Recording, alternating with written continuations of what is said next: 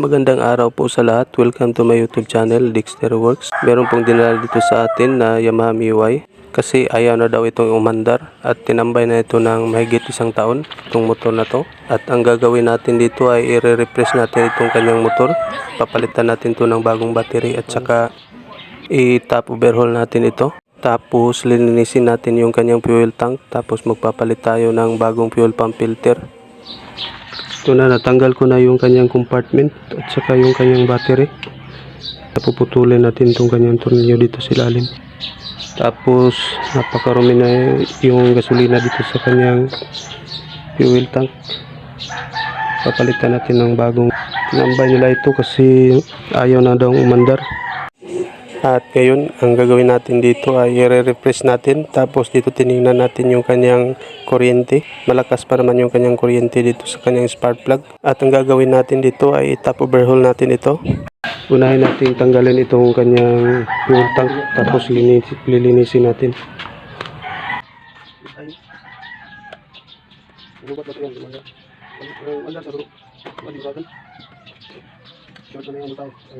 At ito na, natanggal ko na yung kanyang fuel tank. Papalitan natin to ng fuel pump filter. Tanggalin ko lang itong kanyang fuel pump assembly. At saka napakarumi na ng gasolina dito sa loob at napakabaho. Yan, kinalawang na rin yung kanyang fuel pump at saka itong kanyang fuel pump filter. At gagawin natin dito, papalitan natin to ng bagong gasolina at saka isprayan natin itong kanyang tangke. Tapos na natin na inisprayan na natin itong kanyang tangke. Ayan, malinis na. Ngayon patutuyuin natin, ibilad natin sa araw. Ngayon tanggalin natin itong lumang fuel pump filter at mamaya panoorin ninyo, abangan ninyo kung paano magpalit ng fuel pump filter dito. Ngayon i-refresh natin itong kanyang makina. Top overhaul natin, tapos i-grind natin yung kanyang valvula. Tsaka papalitan natin ng dalawang valve seal. Tapos lilinisin natin yung kanyang piston at saka piston rings. Ito yung challenge sa atin kung mapaandar ba natin ulit itong matagal nang nakatambak na Yamaha MIUI. Kasi tinambay na nila ito ng mahigit isang taon kasi ayaw nang umandar. Ngayon baklasin ko lang ito lahat. Ano yun? Ubay na.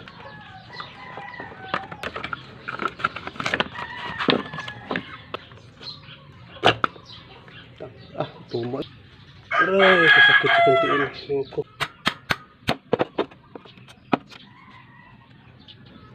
Karon pa?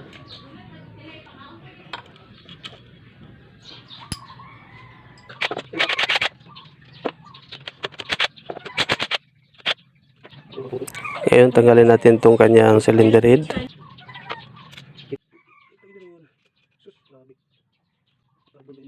Ito na, napuno na pala ng uling itong kanyang combustion chamber. At ngayon ito na namang bore. Grabe. Cylinder bore. Ayan, okay pa naman yung kanyang bore. Wala pa namang gas-gas. Okay pa yung bore niya. At itong piston, napakaitim na. Napuno na ng carbon deposit. Lilinisin natin itong kanyang piston.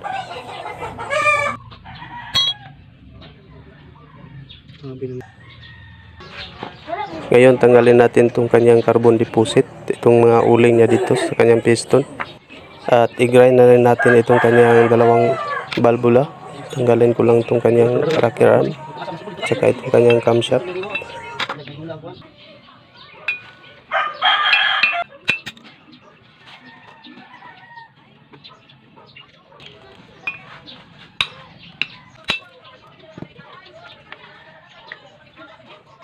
Ayan, natanggal ko na yung dalawang valve spring. Tatanggalin ko lang itong kanyang intake at saka exhaust valve. Ayan, bigla pang lumipad yung exhaust valve. Ngayon, lilinisin natin itong kanyang valvula. I-grind natin. Lagyan ko muna ito ng grinding compound. Tapos mamaya i-grind natin itong dalawang valvula. Ngayon simulan na natin i-grind yung dalawang valvula. At ito na, tapos na natin na i-grind yung dalawang valvula. Ngayon lilinisin natin, hugasan natin para matanggal yung mga grinding compound. Ngayon papalitan natin ng bagong valve seal. Ikabit ko na itong bagong valve seal. Ayan, naikabit na natin. Ngayon i-assemble na natin.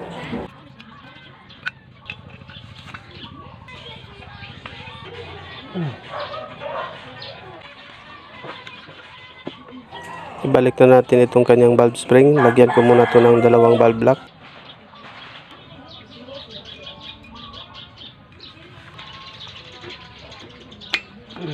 Ayan, ay kabit na natin yung kanyang valve spring. Tapos ito na namang camshaft assembly. At saka itong dalawang rocker arm. Kaya pala ayaw na itong umandar, itong motor ng kaibigan natin na si Sian, kasi nag-loss compression na ito at saka kumakain na ito ng langis. Mahalo na yung langis dito sa kanyang combustion chamber at napupundi yung kanyang spark plug. Kaya ayaw nang umandar at tinambay na lang nila ito ng mahigit 1 taon. At ngayon, isa itong challenge sa atin kung mapaandar pa ba natin itong kanyang motor ng kaibigan ito natin. Na-assemble na natin itong kanyang mga head parts, yung rocker arm at saka yung cams na ikabit na natin. At saka yung kanyang valvula. Ngayon, i-tune up natin, i-adjust natin yung kanyang valve clearance.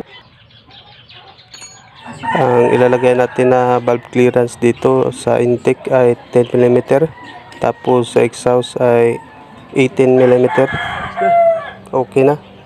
Ngayon, i-assemble natin yung mga piston rings. Unahin ko lang itong kanyang expander dito sa kanyang piston. Tapos yung dalawang oil rings. Meron po tayong diagram na naka-flash dyan sa screen kung paano ikabit itong mga piston rings dito sa ating piston. Ito na panoorin nyo lang yan. Tingnan nyo lang yan kapag nakakabit kayo ng mga piston rings.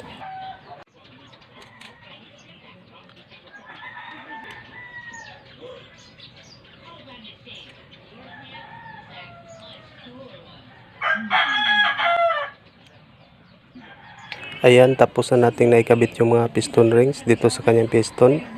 Ngayon, ikakabit na natin itong kanyang piston dito sa kanyang connecting rod.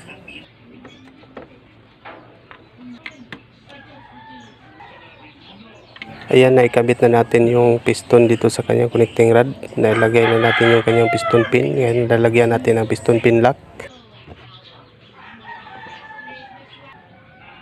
Naikabit na natin yung piston pin lock. Ngayon, lagyan natin ng langis yung kanyang mga piston rings at piston. Tapos, ikakabit na natin itong kanyang bore. Ayan, naikabit na natin itong kanyang bore. Tapos, ngayon, lalagyan natin ng chain guide dito sa ilalim. Lower chain guide. Ngayon, lalagyan natin to ng dalawang pin dowel. Tapos, yung kanyang cylinder head gasket.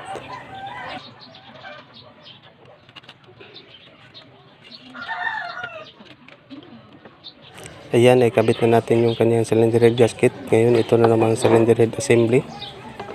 Lalagyan ko na siya ng silicone gasket maker. Yung mighty gasket. Yung ginamit natin, kulay itim. Ngayon, ilalagay ko lang itong mga tornilyo niya dito lahat. At saka yung kanyang nut dito sa cylinder head. Dito sa kanyang stud bolt. At mamaya abangan ninyo, ita-timing natin itong kanyang cam gear. At saka itong kanyang flywheel dito. At higpitan ko lang muna itong mga tornilyo niya dito sa kanyang cylinder head.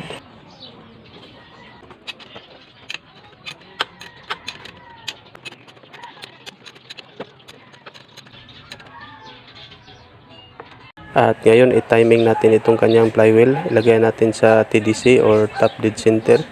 Itong may guhit dito, dapat katapat dito sa parang maliit na arrow dito sa itaas na naka-usli. Ayan yung guhit niya. Tapos dito, i-timing natin yung kanyang cam gear. Tapos luwagan natin yung kanyang tensioner. Ikutin natin pa clockwise. Ayan. Para madali nating maikabit yung kanyang timing chain dito sa kanyang cam gear. At dito sa ating cam gear, itong guhit dito na maliit, dito sa may butas, ito dapat katapat ito sa maliit na guhit dito sa ilalim. Ayan. Tapos kakabit na natin itong kanyang cam gear. At ito na, na-timing na natin yung cam gear natin dito. Nagkatapat na yung guhit dito sa ilalim at saka itong kanyang guhit dito sa kanyang cam gear. Ayan o, ayan yung guhit niya dito sa likuran na nakausli, katapat dito sa guhit na maliit dito sa kanyang cam gear. Dapat align yan, naka-align siya. Ayan, ibig sabihin nasa timing na yung cam gear natin kapag naka-align na siya, yung guhit dito sa likuran at saka yung guhit dito sa ating cam gear. Ngayon, higpitan ko lang tong tornilyo na dito sa kanyang cam gear. Tapos, i-release natin yung kanyang tensioner. Ikutin natin pa counterclockwise. Ngayon, higpitan natin yung kanyang tornilyo na dito sa kanyang cam gear. Ayan, mahigpit na. Ngayon, ibalik natin yung itong maliit na takip dito sa kanyang tensioner, itong guma na maliit para hindi siya mapasukan ng tubig o dumi. At ngayon, ibalik na natin itong kanyang valve cover, tapos lagyan natin ng tornilyo.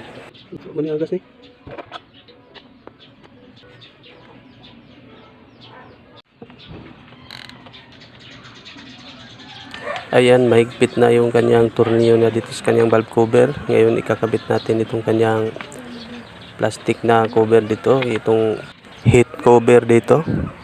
Ito na, naikabit ko na yung kanyang heat cover at ngayon ikakabit natin itong kanyang throttle body. At saka yung kanyang socket dito sa kanyang injector. Ayan. Tapos itong ground dito sa kanyang makina.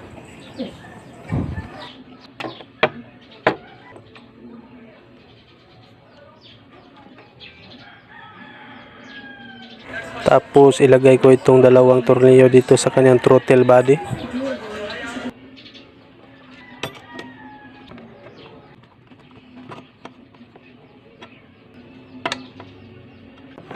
At itong breather hose.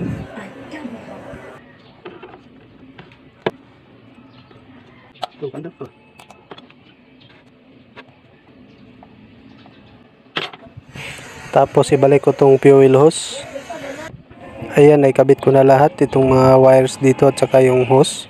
Ngayon, ang gagawin natin dito ay i-assemble natin yung kanyang fuel pump. Magpapalit tayo ng bagong fuel pump filter. Kakabit natin yung bagong fuel pump filter. Tapos i-assemble natin.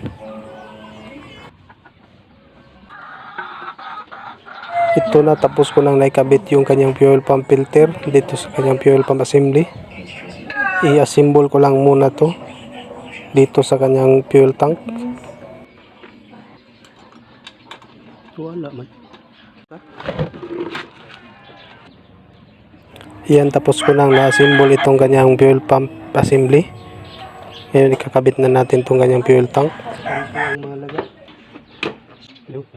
Ngayon, saksak ko itong dalawang socket dito sa ilalim ng kanyang fuel pump.